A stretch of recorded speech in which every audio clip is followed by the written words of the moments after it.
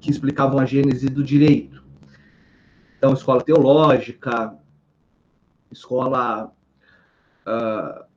contratualista, histórica, racional, enfim, do naturalismo e tudo mais. Agora, a proposta hoje é que nós vejamos, como está aí na tela de vocês, o direito segundo esses clássicos da sociologia, né? Então, sem mais delongas, turma, o que nós precisamos estudar hoje e entender é como que o fenômeno jurídico ele é visto, não é, pelos estudiosos da sociologia clássica. Karl Marx, Emile Durkheim e Max Weber, tá? Eu vou, como o material está aí na tela, né, e atendendo às solicitações que foram feitas já na semana passada, a gente vai, eu vou deixar o slide aí na tela, mas isso não quer dizer que eu vá explicar parágrafo por parágrafo, tá? Não faz sentido. Embora esteja muito resumido aí, nós vamos fazer uma visão só daquilo que é estritamente necessário para o nosso entendimento. Eu vou tomar cuidado de não falar parágrafo por parágrafo, mas sim trazer sempre essas ideias gerais, tá bom? E claro, o que eu vou falando vai estar aí no material e você, por favor, acompanhe comigo então. Como sempre, dúvidas é só perguntar, não tem problema nenhum. E a gente vai tocando. Estamos todo mundo junto? Podemos começar? Tá com a tua água aí? Tá animado? Vamos que vamos? Beleza. Se travar também, vocês por favor me avisem, né? Espero que não aconteça, mas se for o caso. Pessoal, quando nós estudamos Marx, então, nós precisamos ter um mínimo de noção sobre o que esse homem pensava, antes de falar da visão dele sobre o direito, né? Então, veja, Karl Marx, ele baseia seu estudo, embora ele não reconheça isso, mas ele baseia o seu estudo porque ele diz assim que não tinha método, né? Mas o método de Karl Marx, para outros estudiosos, é aquilo que ficou conhecido como materialismo histórico, tá? O que é o materialismo histórico, turma? O materialismo histórico de Marx significa que ele se que a sociedade, que os povos, eles vivem uma constante produção e reprodução, não é? Então, desde as primeiras organizações sociais, elas já passaram a ter um modo de produção de bens, né? Na época mais primitiva, notadamente alimentos, não é? E depois, conforme a sociedade evolui, vão sendo diversificados esses bens de produção, não é? Então, veja, nas sociedades mais primitivas, uma lança era tecnologia e servia para caçar, em certa medida, para obter alimentos. Essa lança, por ser uma tecnologia útil, o uso dela, a forma de ser fabricada e tudo mais, isso é passado para a próxima geração, que faz melhoramentos e cria novas tecnologias e passa isso para a próxima geração e assim sucessivamente até nós chegarmos onde estamos, tá? Então é nesse sentido que nós dizemos de um materialismo histórico, que é o avanço constante tecnológico, cultural, não é? Da sociedade. E é claro, aquilo que se percebe que é bom, que é produtivo, isso é repassado para as próximas gerações. Então, os meios de produção, eles são passados de geração para geração. Se você pensar nos meios agrícolas, não é? a ideia do arado, que alguém precisou inventar aquilo, não existia, não é? Então essa ideia era boa, porque ajudava a preparar a terra para a produção. Então isso foi passado para as próximas gerações.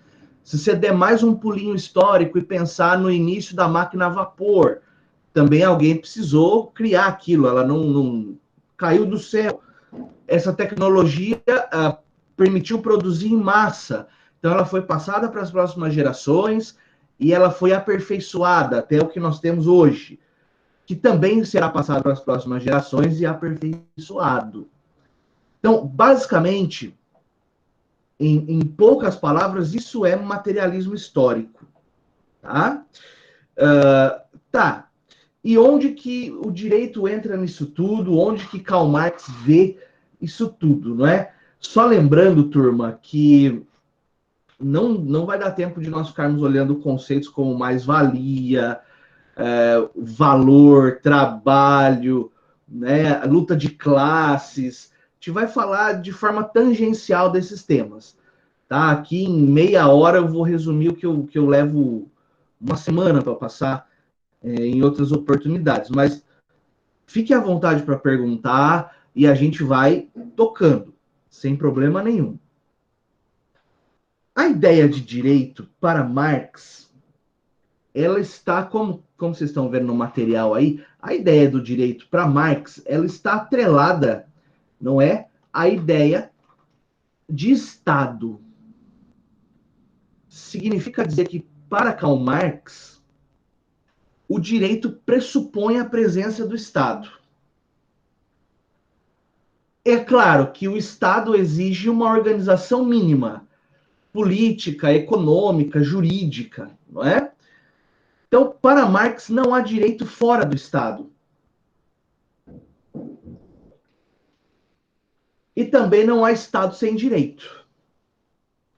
Né? Por quê? Porque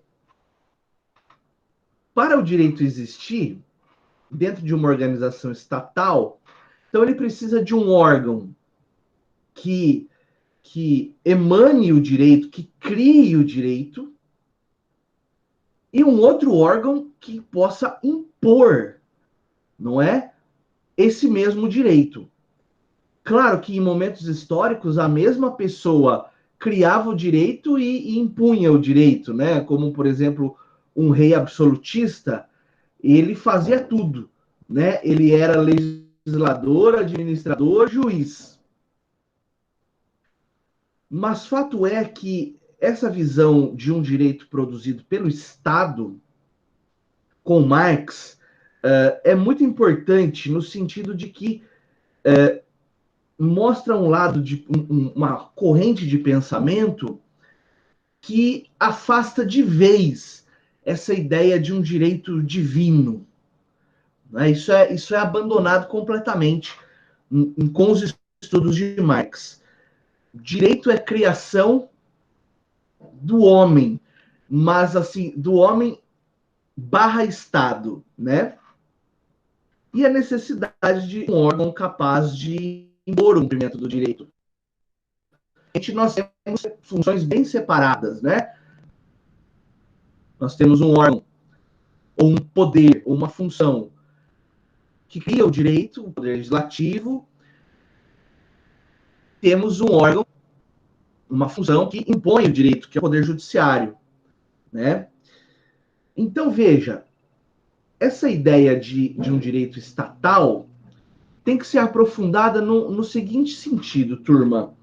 O Estado, ele é uma criação ou é uma... Ele é um resultado, por assim dizer, de uma classe dominante. Sempre o Estado, ele personifica não a totalidade da população de um território, mas sim os interesses de uma classe dominante. Então aqui o direito ele vem no sentido de chancelar, não é, de sancionar essa relação que já é pré-existente, não é? Eu tenho já uma situação de fato de dominação de classe e o direito vem para cristalizar, para sancionar, para chancelar essa situação de dominação, não é? É claro que esse direito ele tende a ser genérico, né? Abstrato, aplicando-se para todas as pessoas em tese, não é? Mas o que se verifica na prática é, segundo Marx, é que essa ideia é de que o direito serve para dominar uma faixa da população, que é uma relação de dominante e dominados, e, além de tudo, o direito serve para manter o status quo, né?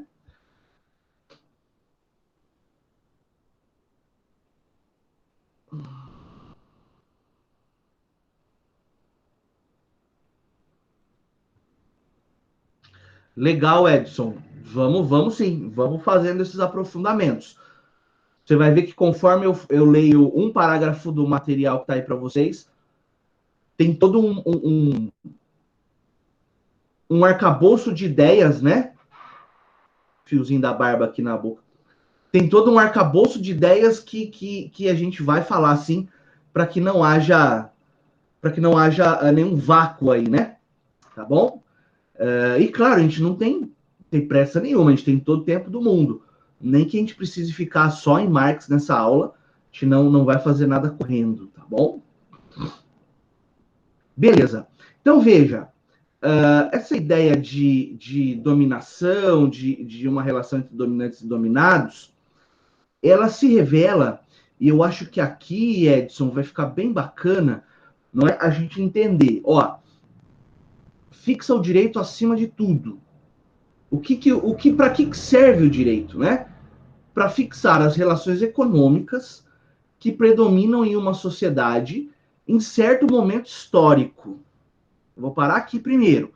Então, o direito tem como função principal para Marx, claro, fixar e manter as relações econômicas que predominam em uma sociedade em determinado momento histórico. Por isso que eu disse para vocês no começo que o método marxista é o método do materialismo histórico. Ele é um herdeiro daquela escola histórica que vimos na última aula, do Savigny, no sentido de entender que cada sociedade, em cada momento histórico, em cada lugar do mundo, tem sua própria ideia de direito. Só que, para Marx, essa ideia de direito tem como base principal as relações econômicas, não é? Porque a economia é o motor da sociedade, para Marx, não é? Então, o direito, como eu acabei de dizer para vocês, mas só para a gente sistematizar, o direito ele acaba sendo a expressão desse interesse de classe. Veja, como nós estamos falando de uma relação econômica, nós sabemos que nem sempre o acesso a esses valores econômicos, ao dinheiro, às riquezas, esse acesso nem sempre ele é igualitário. Na verdade, pouquíssimas experiências de um acesso igual às riquezas, não é? Geralmente existe uma desigualdade. Em, algum, em alguns lugares, em alguns momentos, mais acentuada, em outros lugares, em outros momentos, menos acentuada. Mas a desigualdade existe, né? Então, o direito é, na verdade, uma forma de manter aqueles que possuem mais acesso à riqueza, controlando aqueles que possuem menos acesso à riqueza, que é uma relação de dominante e dominado, né? A dominação da burguesia sobre o proletariado. Primeiro, né, para você entender essa luta que acontece, né, entre a burguesia e o proletariado. Primeiro, o proletariado são os operários, né? Porque, veja, Marx escreveu isso aqui tudo numa época em que a Revolução Francesa, a Revolução Industrial estava começando a acontecer, né? E tudo mais. Então, qual que é essa ideia, turma, entre a burguesia e o proletariado? O, Lá na época do governo absolutista, lá na França, por exemplo, uma classe social, nós tínhamos as classes sociais assim, né? O rei e o alto clero, né? O pessoal da igreja que justificava a presença do rei por ser uma presença divina e tudo mais. Vocês conhecem isso, né? Então, o rei, a nobreza, e na base da pirâmide, a imensa maioria das pessoas eram os plebeus, né? O povão que vivia aí na linha da miséria na França. Só que desenvolveu-se uma classe de pessoas, comerciantes ou donos de oficinas, que foram juntando muito dinheiro. Essas pessoas moravam nos burgos, que eram regiões ali ao redor das muralhas dos castelos, né? Daí dizer que eles eram burgueses. E essas pessoas então passaram a ter muita grana, mas elas não tinham poder político. E você sabe que para a ganância humana, ter só o dinheiro não era suficiente. Eu não falo isso em tom de crítica, tá, turma? É só mera constatação. Deixa eu só aceitar a colega aqui. É só mera constatação, tá? E daí esses burgueses pensavam, pô, nós temos grana, nós emprestamos dinheiro até para os nobres, mas nós não temos acesso ao poder, não é? De tomar decisões dentro do Estado francês. Então, nós, aliados a todo o descontentamento do povo francês na época, que estava sendo massacrado pelo rei, que cobrava altíssimos impostos, que punia as pessoas sem motivo, que era um verdadeiro tirano e o povo já estava de saco cheio. O que os burgueses fizeram? Eles financiaram uma revolução.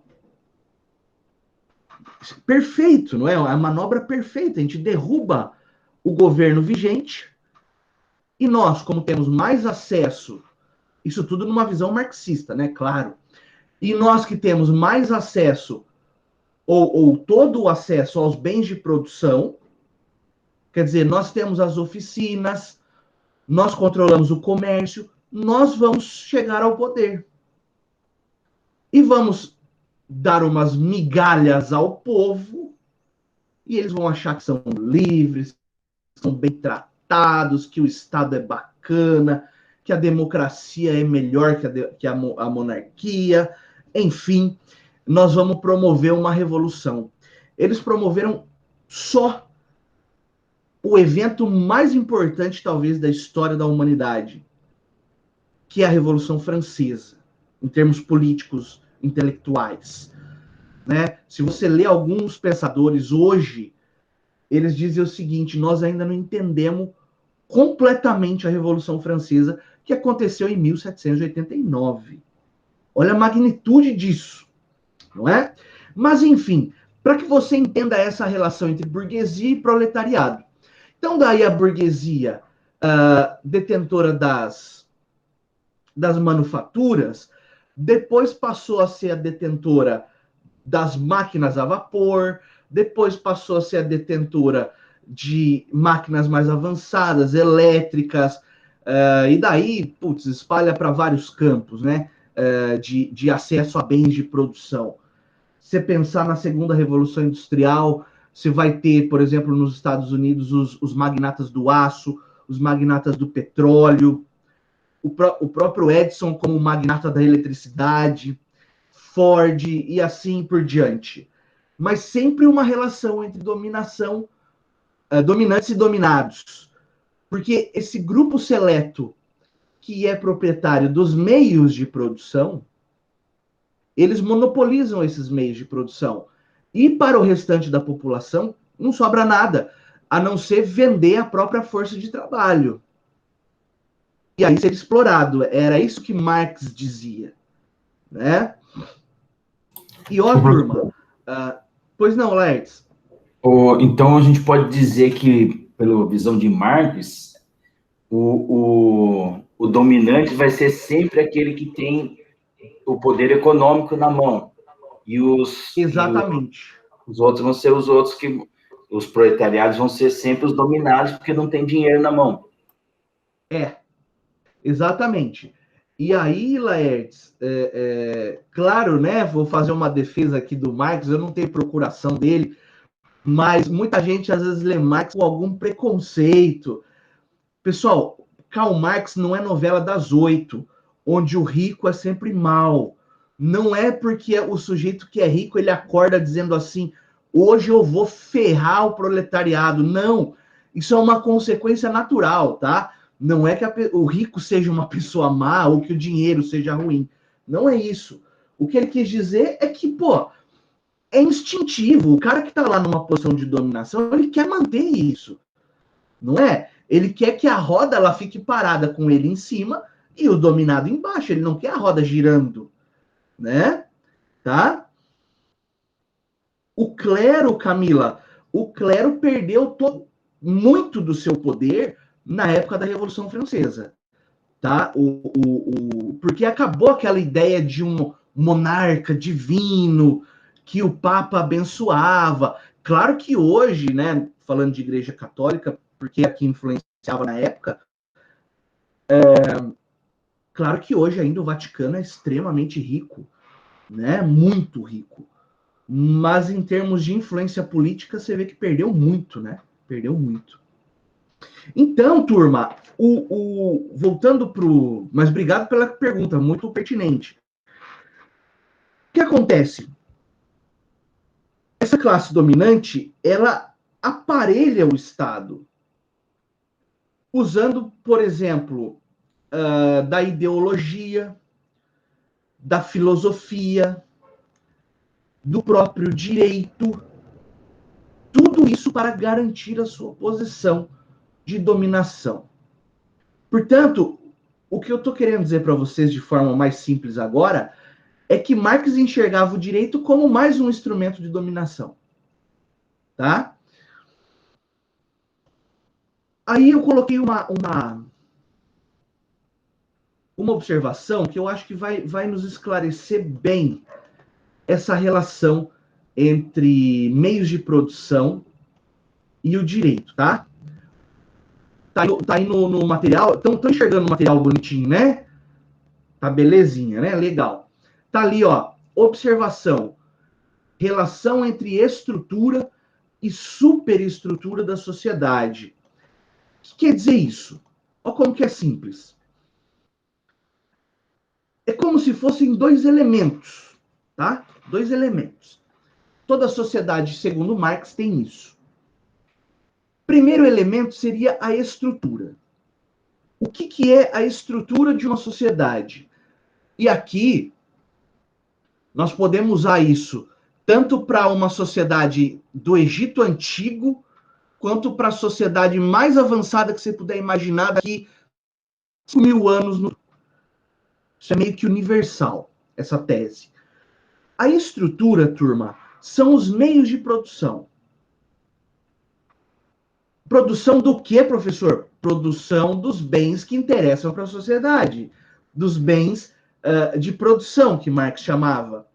Né? Por exemplo, alimentos, roupas, calçados, máquinas, eletrodomésticos, móveis, enfim, os bens que servem para a sociedade, para as pessoas.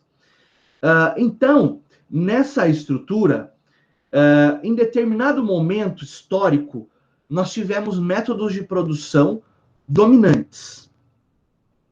Aí está no material alguns exemplos, ó. O modo de produção do Egito Antigo. Como que era o modo de produção lá no Egito Antigo? Bom, nós sabemos que a produção de alimentos era o que mais importava, não é? Então nós vamos tomar isso como exemplo. Nós sabemos que na Ásia Antiga, lá no delta do Nilo, onde floresceu a civilização egípcia antiga, o rio ele tem períodos de cheia e períodos de vazante. O que acontece então? Na época da vazante, quando o rio baixa, ele deixa o solo muito rico em nutrientes. Então, os operários iam lá e plantavam os alimentos, os cereais para o faraó. Era tudo do faraó, né? Plantavam e colhiam, porque daí quando o rio enchia, eles se alimentavam desses cereais que estavam guardados nos armazéns reais, nos armazéns do faraó. Isso é um modo de produção do Egito Antigo. Já vou dar o exemplo da superestrutura também, para a gente poder ir avançando em cada um dos momentos e entendendo. O que é a superestrutura? Veja, na superestrutura, eu tenho a parte intelectual, por assim dizer, que é produzida pela mente humana, que legitima o status quo da sociedade, ou seja, que legitima uma relação de dominação e justifica por que determinadas pessoas têm que ocupar o topo da pirâmide social, ao passo que outras, a imensa maioria, tem que ocupar a base da pirâmide. Então, nessa superestrutura, eu tenho correntes filosóficas, eu tenho a estrutura política, eu tenho a estrutura jurídica, religiosa. Então, veja, para Marx, tudo isso, filosofia, a religião, o direito, a política, tudo isso é criado, é concebido para justificar um esquema social. Então, no Egito Antigo, o que nós tínhamos enquanto justificativa mais religiosa, né? Porque era tudo meio que misturado, religião, filosofia, direito. Era uma sociedade teocrática. O que a religião dizia? Olha, vocês, povo dominado, povão, vocês têm que aceitar essa dominação e agradecer, porque nós temos um faraó que é a reencarnação divina andando na Terra. Olha que privilégio você tomar uma chicotada no lombo dada por um empregado do faraó. É como se fosse o próprio Deus te batendo. Olha que maravilha isso. É muito bom. E isso, claro, né, é incutido no subconsciente, no inconsciente coletivo, e as pessoas acham que legal, hein? E ele ainda dá um potinho de cereal para a gente não morrer de fome. Pô, bacana, muito obrigado. Não é? Então, isso é uma forma intelectual, né, produzida pela mente humana, de justificar um esquema de dominação. Professor, as pessoas acordam no meio da noite e passam a desenhar um esquema desses para pôr em prática? Eu não acredito nisso. Eu acho que é o resultado de uma evolução vagarosa, não é? Desses costumes que chegam até o ápice das civilizações antigas, que nós já vemos em filmes, em livros, não é? Que eu imagino que devia ser lindíssimo, né? Os templos, enfim, as joias que eles produziam na época. Mas isso, na minha opinião, não acontece, não só na minha opinião, mas de muitos historiadores, isso não acontece da noite para o dia. Isso é resultado de um caminhar, né? Pô, a humanidade existe aí há alguns milênios, né? Deu tempo de cristalizar essas ideias. Tá, beleza. Vou dar mais um exemplo. E daí nós vamos caminhando. No regime feudalista, Idade Média, Europa. Qual que é o meio de produção? Ainda é um meio de produção agrícola. Predominantemente agrícola. Só que agora não depende de cheia e vazante de rio nenhum. Né? Aqui o ser humano já desenvolveu métodos agrícolas que ele consegue plantar em vários terrenos, não é? Usando, como eu disse para vocês, arado e outras técnicas de plantio. E nós temos basicamente a classe real e nobre, que não produz nada, só consome. Temos a classe dos senhores de terras, que são os donos efetivamente dos lugares de plantio, das terras férteis, no campo. E eu tenho os vassalos, que são aqueles que efetivamente trabalham a terra. Então eu tenho uma relação de dominação entre o rei e o senhor das terras, que era o suzerano, né? E eu tenho uma relação de dominação entre o suzerano e o vassalo. Isso tudo é explicado por conceitos religiosos, em primeiro lugar, que legitimam a presença do rei e a falta de produtividade do rei, né, que, na verdade, os castelos reais eram um verdadeiro buraco sem fundo, né? Além de consumir tudo aquilo que era produzido na terra, ou muito daquilo que era produzido no campo, eles ainda cobravam impostos para poder fazer guerras, não é? E geralmente perder essas guerras, tá? Então, legitimava essa presença divina, e o rei legitimava a presença do suzerano, não é? Perante o vassalo. Havia uma espécie de direito já na época, né, que nós vimos aqui, justnaturalismo, vimos também com Tomás de Aquino um direito dos homens, por assim dizer, mas isso tudo sempre justificando o esquema de dominação de uma classe em relação à outra. No que diz respeito à filosofia, ainda é uma filosofia misturada com o pensamento religioso, não é uma filosofia teocrática, por assim dizer, também manifestando a dominação do rei com relação aos demais. E a própria economia, né? Já que o servo, o que o servo recebia daquilo que ele praticava, daquilo que ele trabalhava? Ele recebia só o necessário para ele manter a sua subsistência. Tá, beleza. O senhor de terras, ele guardava um pouco da produção para ele, mas o grosso daquilo que era produzido, a maioria da produção ia para os armazéns reais. Depois, no momento da Revolução Industrial, e a gente pode aplicar isso até hoje, qual que é o modo de produção predominante na época? A máquina a vapor, que passou a propiciar a produção em massa de bens. Né? Se você parar para ver a produção de roupas, por exemplo, né? Foi ali que começou uma produção em massa de vestuário, que era algo caro, né? Era algo caro. Vestir-se bem antes do surgimento do teor é ótimo, do tear a vapor, eu misturei, né? Vestir-se bem antes disso era algo extremamente caro, só as pessoas muito ricas, né? Que tinham boas roupas. O resto do povão se vestia como dava. Mas a partir do tear a vapor, foi-se então, da mecanização, né? Foi-se então difundindo-se aí a indústria de vestuário, por exemplo. Mas não só ela, né?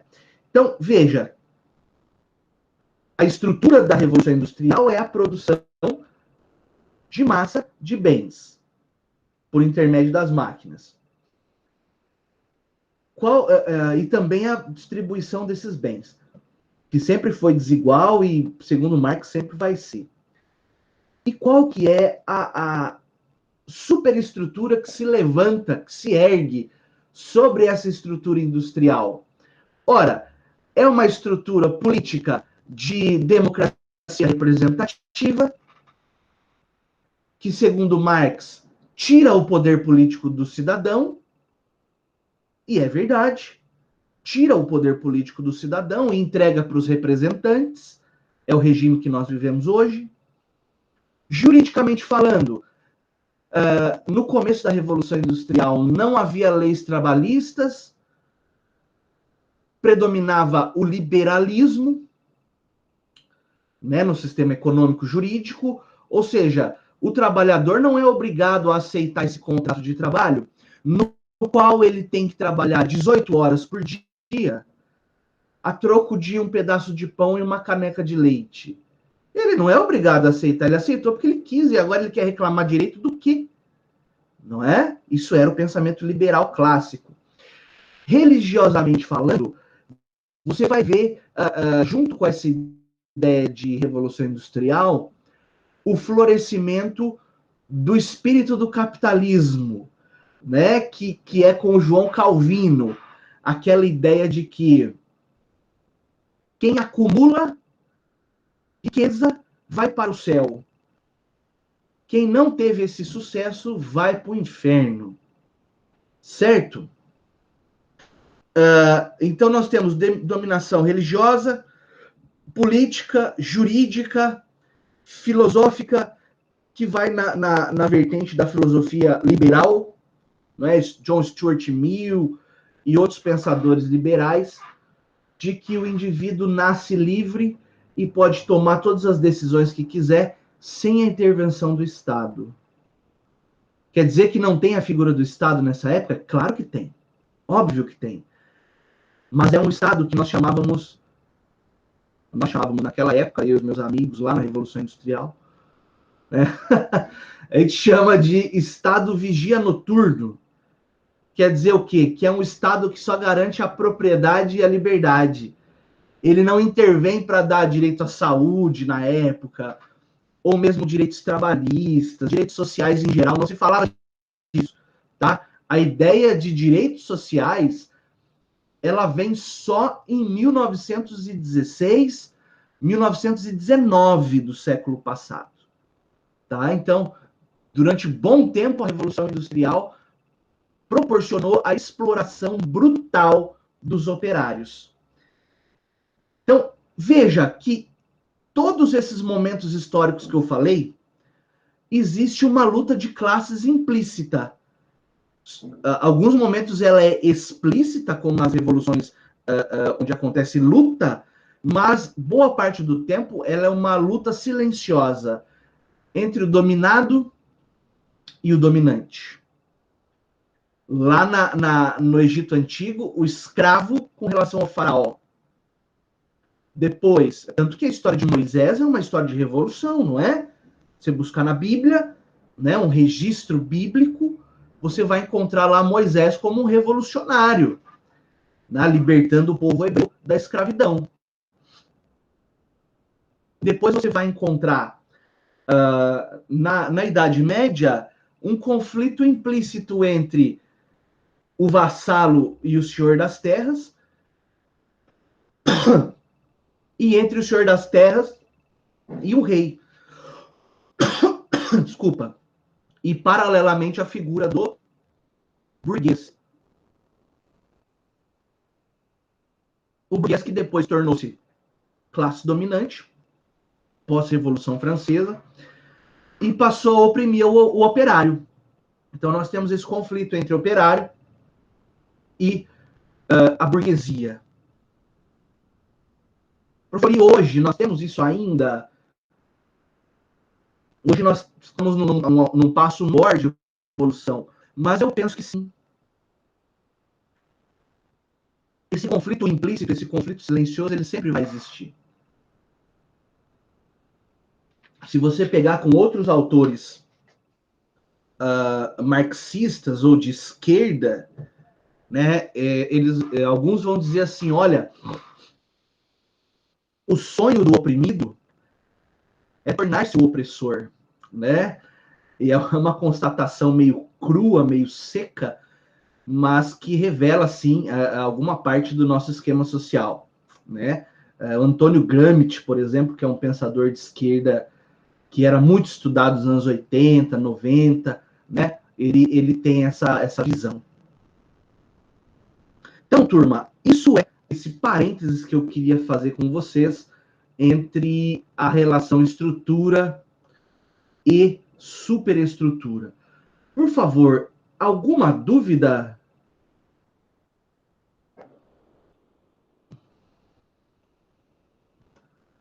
Deixa eu voltar aqui para ver. Tá tudo em ordem? Estamos juntos? Estamos falando a mesma língua? Estou tentando fazer da forma mais simples possível, tá? Com o material aí compartilhado é melhor? Fica mais bacana? Claro que, né, a aula, ela expande para além daquilo que está no slide, né, que vocês chamam, né? Fica para além daquilo que está no slide, mas acho que a gente tem um roteiro, então, com começo, meio e fim, né? Muito bom. Ó, e obrigado por terem falado, viu, turma? Quando acontecer algum... Vou só usar esse minutinho da aula. Quando acontecer algum descompasso entre o professor e a turma, no método, por favor, tá? Vocês não precisam discutir entre vocês. Pode chegar e falar para mim, tá? Eu já disse no primeiro dia de aula, eu estou aqui para construir com vocês. Claro que eu tenho alguma vaidade, mas eu não sou escravo da minha vaidade, tá? Não sou escravo do meu ego. Tanto que foi pedido para pôr o material, a gente faz imediatamente, tá? Porque isso aqui é nosso para a gente fazer juntos. Legal. Então, veja, além de tudo, dentro desse mundo mercadológico que o Marx enxerga, com muita propriedade, por sinal, ele diz o seguinte ainda: olha, a distribuição dos bens e a propriedade dos bens, ela não é igual na sociedade do jeito que ela está, né? Ela não é igual. E essa desigualdade gera muitos problemas da sociedade. Por isso dizer, turma, essa ideia de comunismo e socialismo, né? Então, o comunismo é um passo anterior ao socialismo. O que acontece, turma, é que muita gente olha para isso com péssimos olhos, porque não tem, nunca leu um parágrafo da obra de Marx e se sente à vontade, não é? Para criticar um esquema de pensamento que é respeitado e estudado até hoje e vai ser estudado para o resto da história da humanidade. Marx é um clássico, né? Então o sujeito, por exemplo, xinga o outro de socialista, ou achando que isso é uma grande ofensa, né? Isso é só fruto da ignorância, pessoal. Veja, e é engraçado que esses mesmos também dizem que conheceis a verdade e ela te libertará, mas não tem coragem de ler uma obra sequer, seja, não lê bula de remédio. Mas, enfim, o que eu quero dizer para vocês é que quando nós pensamos num regime comunista, socialista, não é que você vai perder a sua propriedade, que o Estado vai pegar o que é teu, que você construiu com tanto esforço. Não é isso que nós estamos falando, não é isso que Marx dizia. Ah, professor, mas o Stalin fez uma baderna lá na Rússia, na União Soviética, usando teóricos do socialismo. Sim, eu concordo. Stalin foi um verdadeiro canalha, um genocida. Mas não é o que se faz com a teoria que nós estamos conversando. Nós estamos conversando sobre a teoria em si, né? Então dizia assim, olha, o comunismo, todos serão donos de tudo. Não. O Estado vai ser dono de tudo, professor? Não também. O que o Estado vai ser dono, na teoria comunista, o Estado é imprescindível, né? O Estado será dono dos meios de produção. Então, tem lá determinadas produções, determinados bens que são imprescindíveis para uma vida digna. Alimento, moradia, vestuário, transporte, tudo aquilo que está no nosso artigo 6º, por exemplo, da Constituição. São direitos sociais indispensáveis para que o indivíduo possa ser gente, para que ele possa se olhar no espelho e dizer, eu sou um ser humano. Porque nós, infelizmente, hoje, temos no mundo pessoas que já perderam essa noção de que são seres humanos, de tão massacradas que elas são. Então o Estado vai controlar isso que é primordial para a nossa existência. Não quer dizer que um agente do Estado vai entrar na tua garagem e falar, você tem 2 carros, então um é do Estado. Ou ele vai no teu pasto e fala, você tem 2 vacas, então uma é do Estado. Não é isso, pessoal. Essa visão do comunismo, ela é tosca, ela é rasa. Ela, na minha opinião, chega a ser ofensiva. Professor, O que Marx... Pois não. eu tenho uma dúvida, então. Então, assim, Karl Marx, ele falava da dominação e do dominado, não é isso? Isso. E aí, quando ele fala, mudou, digamos, socialista ou não, qualquer dessa forma, né, que veio evoluindo o pensamento dele, ele continua falando de dominado e dominante, que é o Estado sendo dominante e a população sendo dominada. Seria isso? Sim, sim. Só que seria uma dominação estatal mais justa e menos brutal do que o particular faz com relação a outro particular. Até porque o Estado, os seus dirigentes são eleitos, né? Então, partiria de uma tese de que aquele que é eleito pelo povo, para rodar a máquina estatal, ele vai agir conforme a vontade da população que o elegeu. É algo também um pouco inocente, né? Utópico até se parar para pensar. Por isso que alguns chamam de socialismo utópico, né? Mas é um caminho, Laertes e turma, que é assim, ó, basicamente, eu tenho 2 extremos. Num extremo eu tenho liberdade, no outro extremo eu tenho igualdade. Quanto mais eu ando para perto da liberdade, menos igualdade eu tenho. E vice-versa. Quanto mais eu ando para perto da igualdade, menos liberdade eu tenho. Então, Marx dizia: é aceitável que se abra mão de uma parcela da sua liberdade para viver numa sociedade mais igual, onde a distância social não seja tão grande. Se você pegar hoje a China, né, que pouca gente conhece e muita gente critica, o regime chinês é um regime comunista. Só que lá na China é um comunismo onde algumas pessoas, por exemplo, andam de Ferrari. Onde algumas pessoas, por exemplo, têm 5, 10 apartamentos. Veja, é um regime comunista peronomútil, porque ele está, em certa medida, caminhando para a ideia de liberdade. Isso é um movimento que você percebe, e está acontecendo hoje na nossa história.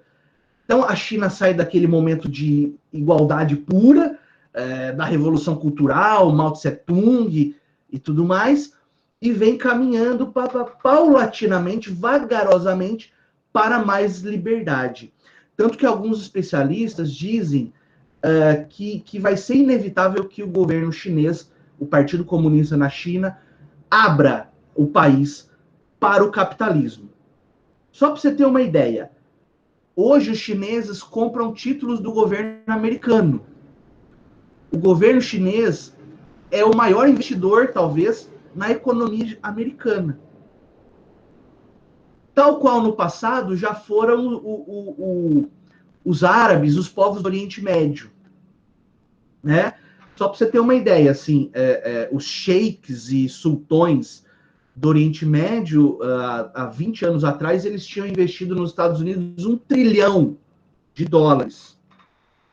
Que foi na mesma época em que se fazia a guerra ao Bin Laden, né? Então você percebe que o sistema, ele tende a ser o predominante. Qual o sistema que eu estou falando agora? Estou falando do capitalismo. Então, mas só para arrematar, então, essa defesa de Marx e esse entendimento, é que não é assim, vai tomar tudo que é teu e nem a tua alma é tua mais. Não, não é assim. Tá? Ele é um sistema que busca só diminuir desigualdades. Maravilha. Tudo ok até aqui? Estamos juntos? Isso tudo que eu estou fazendo, pessoal, é para que a gente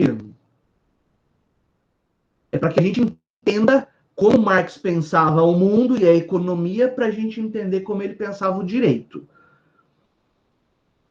Exatamente, Luísa. São fases. São fases. O comunismo antes do socialismo. Invertido. Tá? Porque o socialismo aí seria aquele mundo dos sonhos, aquela situação. utópica, né? Que não acontece. Só teoriza-se a respeito. Vamos adiante. Falemos agora, então, mais voltado ao direito, né? Tá aí ó, no material, acompanha comigo. Então, na síntese, no resumo disso tudo que nós dissemos até agora, o direito não vem de Deus, não vem nem de uma consciência coletiva, de uma razão coletiva da sociedade, mas a origem do direito é do Estado. O Estado enquanto personificação dos interesses da classe dominante. Então, eu não posso ter direito sem Estado e nem Estado sem direito. É uma relação de mútua dependência, né? Agora, quando Marx diz que eu não posso ter direito sem ter o Estado, muitos autores dizem que ele errou. Né? Então, ó, nós vamos terminar a semana criticando Karl Marx, hein? Olha só como está valendo a pena o nosso estudo. Porque os estudiosos dizem o seguinte, olha, como que o Marx pode atrelar, travar direito e Estado? Não, direito ele está atrelado à sociedade, não ao Estado especificamente, porque eu já tive sociedade sem Estado, concorda? No nosso avanço enquanto espécie. Lá no passado e até hoje, em alguns povos, por exemplo, vez por outra você vê na TV, assim, descobriu-se uma nova tribo na Amazônia que nunca teve contato com a humanidade. É uma sociedade sem Estado, né? Ou, no passado, também havia sociedade sem Estado. E daí, será que havia direito nessas sociedades sem Estado? É óbvio que sim. Ah, professor, você está falando que já tinha código de processo penal na época? Não. O que nós estamos dizendo, e vocês nem fariam uma pergunta dessa, eu tenho certeza, né? Só fiz para a gente poder dar sequência. O que nós tínhamos era aquele direito que era místico, né? Ainda com medo da divindade, se cair um raio era porque Deus estava bravo, e nesse sentido, mas já era uma ideia de direito, no sentido de organização da sociedade. Então, discordando de Marx, nós vamos dizer assim, eu não preciso do Estado efetivamente para haver direito, mas eu preciso de sociedade para haver direito. E daí o brocardo que está no material aí, ó, em latim. Ubi societas, ibi ius. Onde há sociedade, há direito.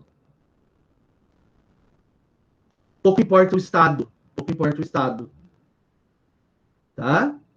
Ubi societas, ibi ius. Tá aí entre parênteses, tá? Quer um exemplo da literatura? Coisa rápida. Eu não coloquei aí, mas você pode completar. Já ouviram falar de uma obra chamada Robinson Crusoe? Né? Escrita na Inglaterra. Eu tinha anotado os dados aqui. Foi escrita por um autor chamado Daniel Defoe, 1719. Ele escreveu essa obra chamada Robinson Crusoe, que serve muito para nós, aqui, para o nosso exemplo. Bom, o Crusoe, ele trabalhava ele era senhor de uma plantação de cana. Ele era inglês, claro, né, mas senhor de uma plantação de cana aqui no Brasil. E ele partiu numa viagem no mar, né, de navio, com um navio de transporte de escravos, vindo da África para o Brasil. trazendo mão de obra para trabalhar nas suas plantações. Ele deu um baita de um azar, ou castigo, não sei. O barco naufragou, todo mundo morreu, só ele sobreviveu numa ilha deserta. Que eles dizem que era ali no Caribe, né? E ele ficou nessa ilha por 20 anos, sozinho. Lembra lá do Náufrago? É uma história um pouco próxima, mas não muito. Ele ficou 20 anos, o Náufrago ficou acho que 5, né? 7 anos, não lembro. E nesses 20 anos ele fazia o que ele queria, na hora que ele queria e do jeito que ele queria. Ele estava sozinho. Não precisava de uma ideia de direito ali. Direito enquanto regra, né? Pois depois desses 20 anos, não é que aparece mais uma pessoa na ilha? Um nativo que estava fugindo do seu povo, porque ele ia ser sacrificado, ele resolveu fugir. Ele se atirou ao mar e foi salvo pelo Robinson numa sexta-feira, razão pela qual ele deu o nome ao nativo de sexta-feira. Quando o sexta-feira chegou, todo aquele mundo de ampla liberdade do Cruzoé mudou, porque agora existiam duas pessoas convivendo e precisava estabelecer regras, por exemplo, com relação à propriedade, o que era de um, o que era de outro. Um não poderia pegar o que é do outro inadvertidamente, com relação a limites, com relação, enfim, até a horários, não é? Isso tudo precisou ser criado. Daí dizer que era uma sociedade de dois que já reclamava regras. Por isso que onde há sociedade, há direito. Só para encerrar a historinha, né? Vou dar um spoilerzinho, mas depois você lê lá. Tem muito mais na obra do que eu falei. Mas eles ficaram juntos por 5 anos na ilha e depois conseguiram voltar para o continente, onde o Robinson conseguiu reaver sua fortuna, enfim, e todos foram felizes para sempre. Mas isso é uma ideia para que você entenda de que, efetivamente, a sociedade reclama, exige regulamentação. Tá. Vamos adiante. Aqui eu trouxe para vocês, para que a gente possa arrematar com Marx, uma visão marxista do direito penal e da repressão. Até aqui nós estamos juntos, pessoal? Tá tudo em ordem? Alguma dúvida? Bem, vamos lá.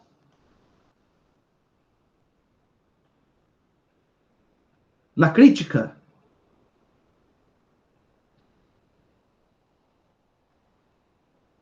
Legal. Bom, vocês sabem que existe uma ciência chamada criminologia, né? Essa ciência estuda a relação do homem com o fenômeno criminal, o criminógeno. Dentro dessas correntes de criminológicas, desenvolveu-se aquilo que é chamado de criminologia crítica, ou criminologia radical, ou criminologia marxista. Vou baixar agora, tá? Aqui para isso. Porque Karl Marx dizia o seguinte. Pessoal, só um parênteses, esse material que está na tela de vocês é o que está lá na aula 2, viu? Tá? Mas então, Marx dizia o seguinte: o direito é um instrumento de repressão, é um instrumento de opressão, de dominação. E os criminólogos dizem, bom, se o direito é um instrumento de opressão, o direito penal é a maior expressão dessa opressão. Porque o direito penal pode retirar a liberdade de uma pessoa. A liberdade de locomoção. Pode colocar uma pessoa presa. Razão pela qual desperta interesse, não é? A ideia desse Estado opressor. E essa ideia pode ser muito bem percebida quando você estuda o direito penal hoje ainda. Claro que não vou me atrever aqui a entrar em detalhes da matéria de direito penal, porque vocês têm um excelente professor da matéria. Só que eu vou dar aqui a visão sociológica marxista do direito penal, tá? É um direito penal, então, que pune muito severamente os crimes praticados pelos pobres, por assim dizer, né? Os crimes praticados pelo povão, pela base da pirâmide social, e, ao mesmo tempo, pune de forma branda, quando pune, aqueles crimes praticados pelos ocupantes dos locais, dos lugares mais privilegiados da sociedade, daqueles que estão no topo da pirâmide social. Então, essa criminologia crítica, ela passou a enxergar basicamente duas classes de crimes. Primeiros foi ótimo, né? Mas primeiro os crimes praticados pelo povão, chamado de criminalidade baixa, que são, em geral, crimes patrimoniais. Pelo menos lá, né, nos primórdios dos estudos marxistas. Por que, então, eu tenho crimes patrimoniais punidos com muita severidade? Porque é feito para proteger o patrimônio da classe dominante.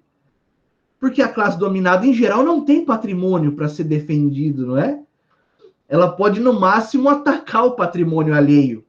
Então, essa criminalidade baixa, o furto, o roubo, mesmo o homicídio, né, que, segundo os estudiosos da criminologia, ele acaba sendo mais comum entre a camada mais baixa da sociedade, e muitas vezes é motivado por questões patrimoniais também, né? Por exemplo, na última aula nós demos lá o exemplo dos caras que um matou o outro por causa de um corote de pinga e 3 cigarro eight. É propriedade, né? No frigir dos ovos é propriedade. Então, veja, esses crimes contra a propriedade são chamados de crimes de colarinho azul. Vou pôr aqui, ó, no chat. Crimes de colarinho azul. Vou pôr assim, ó, praticados pelos, entre aspas, pobres. Pobres que eu tô querendo dizer pela camada dominada da sociedade. Tá aí no chat. Acho que não estava no nosso material, né? Não.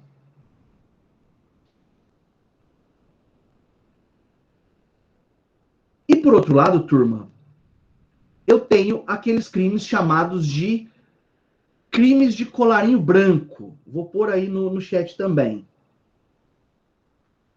Crimes de colarinho branco. Colarinho branco. Que são praticados pelos ricos, por assim dizer. Não estou dizendo, claro, que os pobres são todos criminosos e nem que os ricos são criminosos. Não é isso que eu estou dizendo. Mas sim que alguma parte desses estratos sociais acabam praticando esses crimes. E daí você percebe que os crimes de colarinho branco, eles são tratados de forma mais suave pelo ordenamento. Porque, efetivamente, esses crimes, esses tipos penais, eles são concebidos pelo legislador, que, infelizmente, no Brasil, alguns legisladores também são processados penalmente, e por trás dos legisladores tem aqueles que os financiam. Então, é claro que não haverá punição severa, não é? Em alto prejuízo. Se o sujeito é empresário e ele financiou, ainda que ilicitamente, a campanha de um legislador, ele vai pressionar o legislador para não criar crimes que possam prejudicá-lo. Olha só como é um sistema de manutenção do status quo, manutenção das coisas como estão, né? Então, turma, o direito penal para o Marx, ele é seletivo, né? Eu tive aula com um excelente professor de direito penal aqui mesmo na Unifil, ele dá aula conosco até hoje, o professor Paulo Henrique, ele era coordenador adjunto do curso até semestre passado, e ele tem uma frase que resume tudo isso que eu estou tentando dizer para vocês. Ele diz que o direito penal é uma lanterna iluminando determinadas faixas da sociedade. É uma metáfora muito didática, né? Eu diria para vocês que na camada mais explorada da sociedade, o direito penal é um verdadeiro holofote, não é uma lanterna, né? E nas camadas mais dominantes é como se ele fosse um palitinho de fósforo, né? Tentando iluminar um pouquinho. Você quer um exemplo prático? Eu te dou. E você vai lembrar, tenho certeza. Mulher é presa preventivamente por 8 meses por ter furtado um frasco de shampoo no mercado tal. Certo? Poderia ser também: homem é preso preventivamente por 2 anos e meio após furtar 1 quilo de feijão no mercado. Isso é a classe dominada sendo dominada, literalmente, sendo esmagada pelo direito penal. Aí você também vai ver uma notícia assim: diretores da empresa tal, que causou rompimento de barreira em Minas Gerais e a morte e destruição que afetou milhares de pessoas, foi condenado a pagar uma multa de tantos mil reais. Ou foi condenado lá o Marcelo Odebrecht, lembra? Foi condenado à prisão domiciliar. Ele vai ter que ficar preso na casa dele, que vale 45 milhões de reais a casa. Tem 2 quadras de tênis, um campo de futebol suíço, 4 piscinas, cinema. Até aí, até eu que sou trouxa quero ficar preso em prisão domiciliar num lugar desse. Né? Agora, o pobre fica preso preventivamente numa cela que tem 4 vezes a capacidade. Isso é um exemplo escancarado. E não sou eu que estou dando o exemplo, é a vida que está dando o exemplo, né? Eu estou só trazendo e colocando aqui na nossa aula.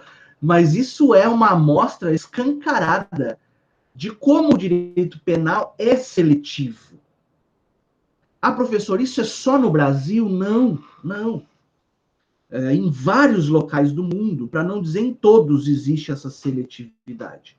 É claro que em países mais desenvolvidos, como a distância social é menor, você não vê uma pessoa precisando dar um saco de feijão, né? Mas existe sim a seletividade, no sentido de que os crimes patrimoniais geralmente são tidos com maior vigor, com maior força, ao passo que aqueles crimes que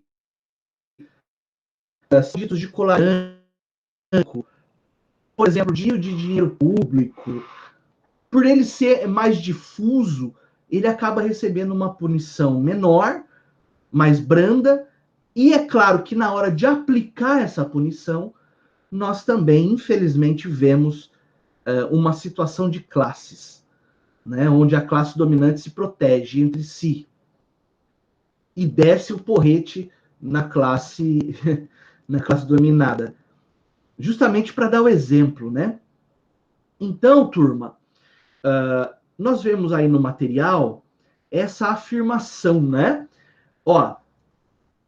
A criminalização, ela é explicada por processos seletivos de construção social do comportamento criminoso e de sujeitos criminalizados, como forma de garantir as desigualdades, ou seja, para manter os dominantes no seu posto, para manter os dominados onde estão, para garantir as desigualdades das sociedades contemporâneas.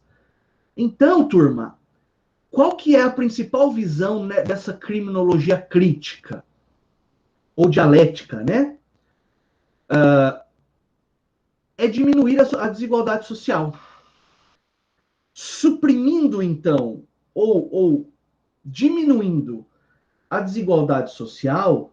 Segundo essa teoria criminológica, tende a diminuir a criminalidade. Olha que interessante. Pelo menos essa criminalidade baixa, ela tende a diminuir, né? Porque as pessoas terão melhor condição de vida e não precisarão lançar mão do crime como meio de subsistência, tá?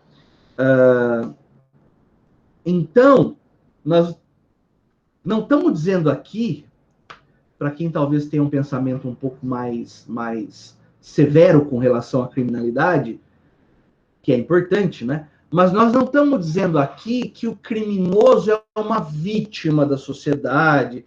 Ai, tadinho, né? Dá um buquê de rosas para ele. Não, não é isso, pessoal. Mas é preciso que nós tenhamos essa visão crítica para entender que boa parte da criminalidade baixa que se produz, por exemplo, no Brasil, é sim fruto da desigualdade social. Tá? No sentido de que 5% da população brasileira, talvez até menos, concentra riqueza equivalente aos outros 95%.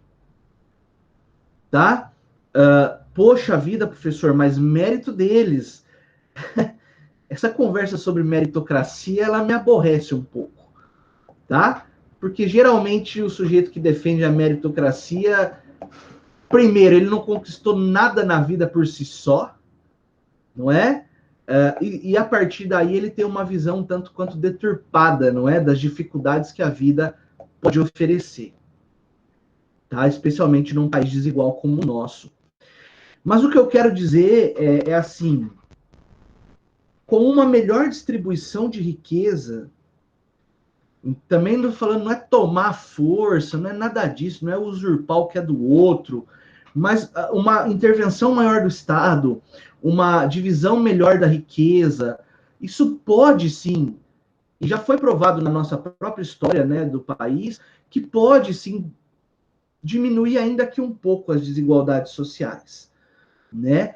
E segundo essa teoria, eu estou só expondo a teoria para vocês, essa teoria criminológica marxista, ela diz que, diminuídas essas desigualdades, a sociedade tende a ser menos permeada por crimes patrimoniais, crimes mais baixos. Tá? Ah, professor, quer dizer então que rico não furta, rico não mata, rico não estupra. Faz tudo isso também. Faz tudo isso. Só que eu diria que talvez com uma frequência menor, né? Uma frequência menor. Notadamente esses crimes mais violentos. Ô, professor, posso fazer uma pergunta? Manda.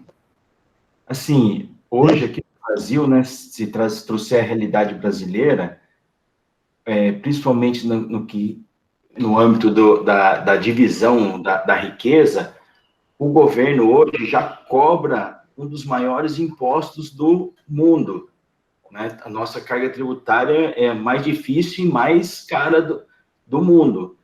E o que acontece? Isso não reflete em divisão com os menos abastados, né? Então, as pessoas pagam muito imposto e só continua um monte de pobre, não se dividiu. Então, essa interferência estatal, principalmente nessa questão, né, da riqueza, ela no Brasil não funciona, não está funcionando, porque quanto mais o governo interfere, mais pobre se torna a nossa população. Laertes, muito obrigado pela intervenção. de extrema pertinência. Gostei muito. Eu só chamaria assim, para que nós pensemos juntos, eu, você, a turma como um todo, é o seguinte: a carga tributária no Brasil, ela recai com maior peso sobre a classe média, nós em geral, né? E recai muito sobre o consumo, né? Então, a classe média arca com boa parte da tributação no país, e especialmente no momento em que ela consome. Na minha opinião, modesta, eu lecionei tributário já na casa, fiz pós na área e tal, quando estudei aqui no ProJuris, e eu sempre tive uma ideia, que claro que está aberta a críticas e sugestões, no seguinte sentido: a máquina tributária brasileira é como se fosse um sugador de dinheiro, assim, né? Ela está apontada para o alvo errado.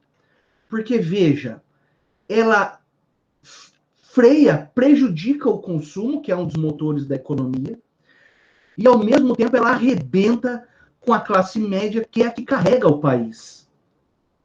Né? E aqui eu não estou assim, não é ressentimento de classe média, não é isso, mas é uma constatação.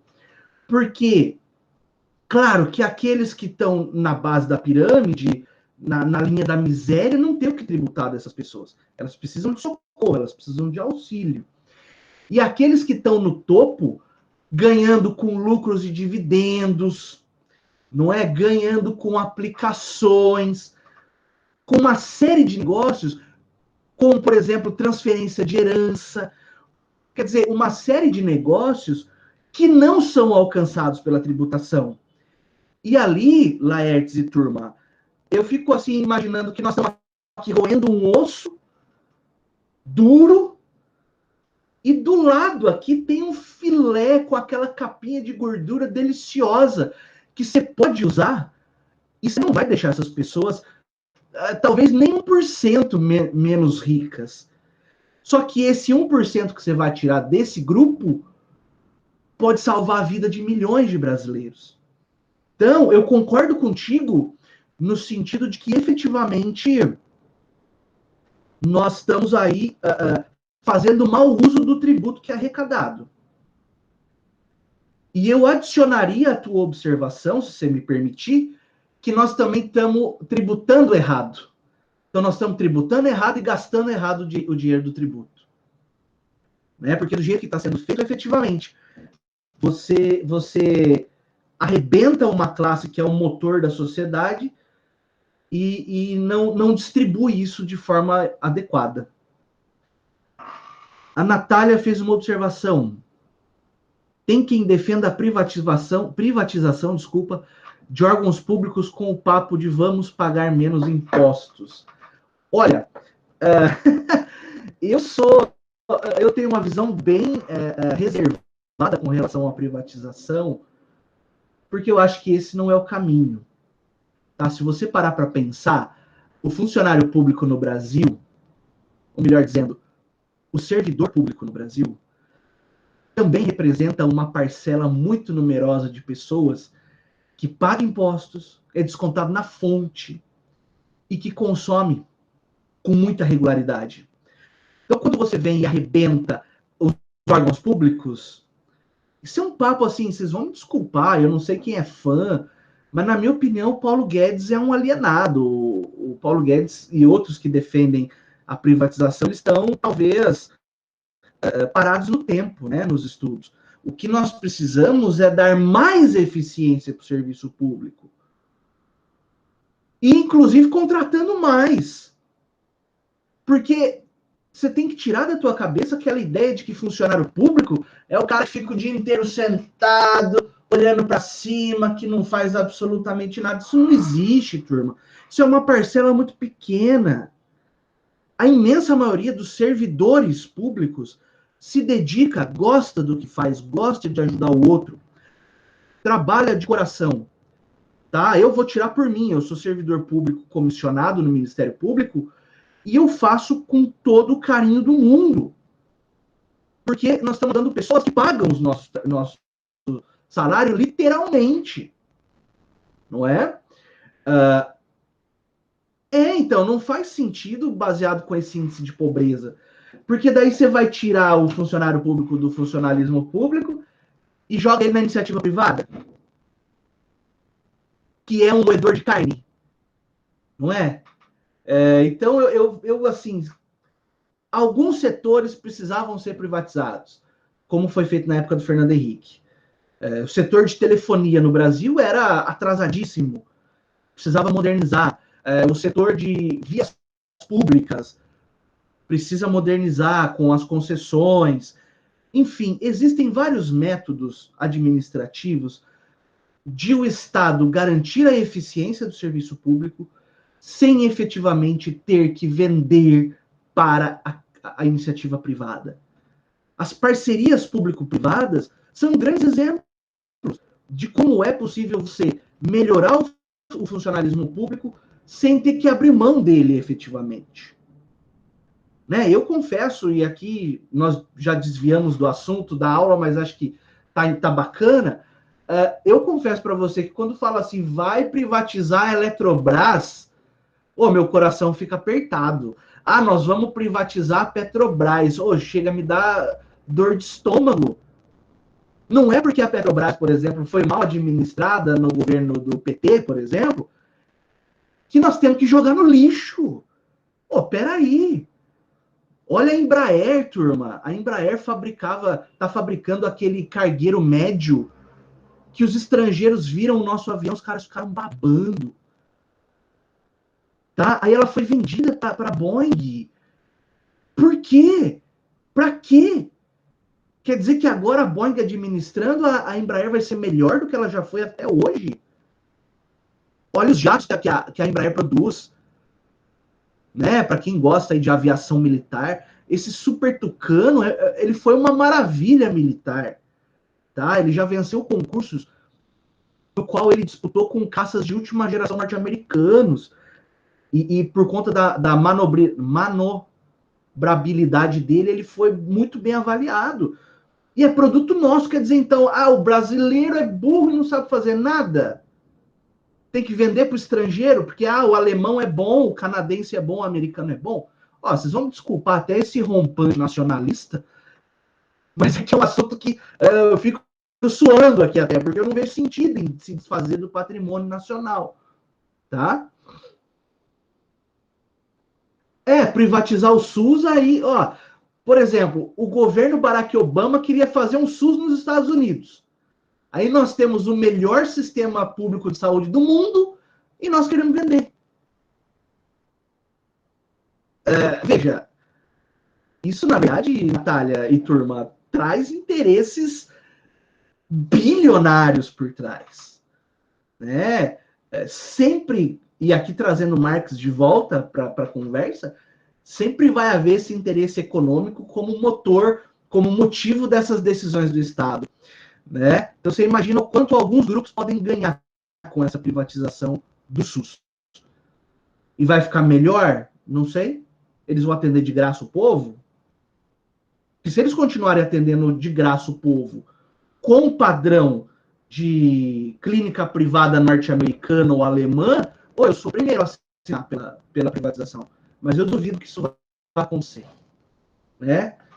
Turma, com isso, então, nós conseguimos esgotar... Desculpa, tá? Enfim, a gente deu uma devagada aí, mas acho que é importante, né? Para a gente expor as ideias e construir juntos esse raciocínio crítico. Claro, turma, que isso tudo que eu falei é só o meu jeito de pensar. Tá? Por favor, eu não estou aqui querendo doutrinar ninguém. Vocês são autônomos para desenvolver o raciocínio crítico que vocês quiserem. A minha função enquanto professor é dar subsídios para você pensar. E você cria sua própria narrativa, especialmente com relação ao que está acontecendo atualmente no país e no mundo. Tá? Mas eu acho que nós estamos já no final da nossa aula, né? Ela acaba às 9h50. Então, vamos fazer a nossa chamada, se não houver dúvidas. Se houver dúvidas, por favor, fique à vontade para usar o nosso espaço, tá? Mas se não houver dúvidas, a gente já pode fazer a chamada e partir para o nosso encerramento. Eu confesso que eu fico triste no final da aula, assim, que eu só vou ver vocês na outra sexta, né? Mas acontece, ossos do ofício. Vamos lá, então, chamadinha. Bianca Leite dos Santos. Camila Cristina Alves Ribeiro. Eu tô com a turma certa, né? Valeu. Camila Serrano. Clara. Aqui. Aqui a Clara? É, a Clara. É, beleza. É que eu tô de cabeça baixa aqui, não vi. O Edson tá aí. Heloísa. Felipe. A Heloísa tá presente, professor. Tá. Gabriele. Presente. Júlia. Não, Júlia. Giovanni. Presente. A Júlia não? João Fernando. Joyce. Camila Davance. Presente. Carla. Presente. Laertes. Laís Botelho. Presente. Leonardo Justo. Laís está aí. Estou vendo na tela aqui. Leonardo, tá aí? Luiz Gustavo Toneto. Presente. Luiz Gustavo Tempesta. Presente. Maria Eduarda. Maria Vitória. Presente. Natália. Presente. Beleza. Natália Zupa. Pablo. Presente. Stephanie. Presente. Tawane. Thaisa. Vinícius.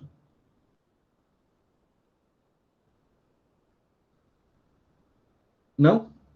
Rafaela Belloni. Presente. Lívia. Presente. Qual Lívia, professor? Olivia. Lívia Camparini. Presente. Tem outra Lívia? Lívia Pires. Opa, vamos por aqui. E a Thaisa Marcolino. Todo mundo presente. Pessoal, é isso. Ô, professor, você não Muito chamou meu nome, acho. Vinícius, te chamei, Ah, chamou? mas Tá tá aqui. Aham. Vinícius Damasceno, mas tá registrado aqui, Vinícius. Ok. Fica tranquilo. Pessoal, eu agradeço. Desejo um excelente fim de semana. Semana que vem também. Desejo a todos que seja muito boa. Eu vou lançar o vídeo hoje ainda, para quem quiser rever, lá no nosso canal no YouTube.